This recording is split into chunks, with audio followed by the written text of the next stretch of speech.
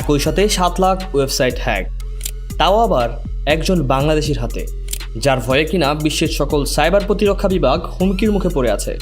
অবাক করার মতো কথা হলো, যে দেশের মোট জনসংখ্যার 30% লোকই মাত্র ইন্টারনেট ব্যবহার করেন, যেই দেশটি এখনও প্রযুক্তির জ্ঞানে অনেক পিছিয়ে, সে দেশের একজন মানুষ কিনা পৃথিবীর দামি দামি কিছু ওয়েবসাইট সহ মোট 7 লাখ ওয়েবসাইট নিজের দখলে নিয়ে নেয়, তাও আবার অল্প কিছু সময়ের মধ্যে। বন্ধুরা, হ্যাকিং দুনিয়ায় বাংলাদেশ কতটা সম্মানজনক জায়গায় রয়েছে তা চিন্তা করতে পারবেন না। শুধুমাত্র বাংলাদেশ নয়, পৃথিবীর সবচেয়ে তাক লাগানো ভয়ঙ্কর কুখ্যাত হ্যাকারদের তালিকায়ও যে নামটি রয়েছে তা হলো বাংলাদেশের টাইগারমেট। তো বন্ধুরা, আমরা আজকে দেখব সেই কুখ্যাত হ্যাকার বাংলাদেশের গর্ব টাইগারমেট সম্পর্কে।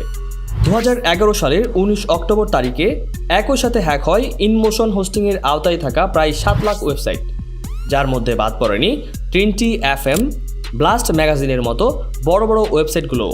সব কিছু বরাবরের মতোই চলছিল।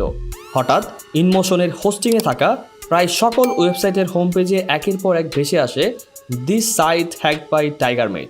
কিছু বুঝে ওঠার আগেই ওয়েবসাইটগুলো তাদের নিয়ন্ত্রণ হারায় টাইগারমেটের কাছে। কিছু সময়ের জন্য ওয়েবসাইটগুলোর সকল কার্যক্রম বন্ধ হয়ে যায়। এই অ্যাটাকিংয়ের মাধ্যমে বিশ্বের সকল দেশের সাইবার প্রতিরক্ষা হুমকির মধ্যে পড়ে যায়।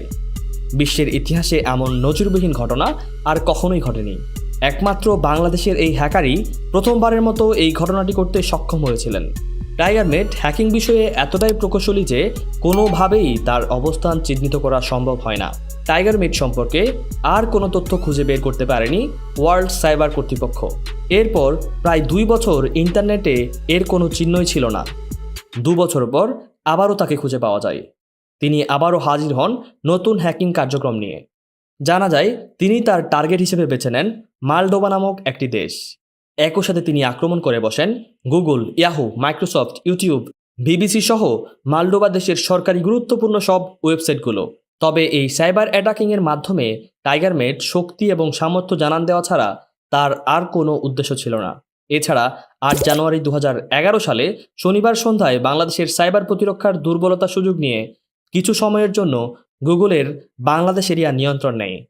এছাড়া মালয়েশিয়ার অনেক গুরুত্বপূর্ণ ওয়েবসাইট সহ বাংলাদেশ বনাম ভারতের ওয়ার্ল্ড কাপ কাতার ফাইনাল ম্যাচে বিতর্কের সময় ইন্ডিয়ান প্রতিরক্ষা বিভাগের ওয়েবসাইট কিছু সময়ের জন্য তার নিয়ন্ত্রণে নিয়ে নেয়।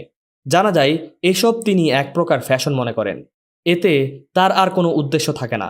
বর্তমানেও তার কোনো খোঁজ পাওয়া যাচ্ছে না। হয়তো তিনি নতুন কোনো সাইবার অ্যাটাকিংয়ের প্ল্যান নিয়ে আবারও হাজির হবেন। তো বন্ধুরা, আমাদের আজকের ভিডিওটি আপনার কাছে কেমন লেগেছে অবশ্যই কমেন্ট বক্সে কমেন্ট করে জানাবেন। আর আপনি যদি আমাদের চ্যানেলে নতুন দর্শক হয়ে থাকেন তাহলে অবশ্যই আমাদের চ্যানেলটি সাবস্ক্রাইব করতে ভুলবেন না। আর যদি অলরেডি করে থাকেন তাহলে অসংখ্য ধন্যবাদ আপনাকে। পরবর্তীতে দেখা হবে অন্য কোনো ভিডিওতে। আসসালামু আলাইকুম।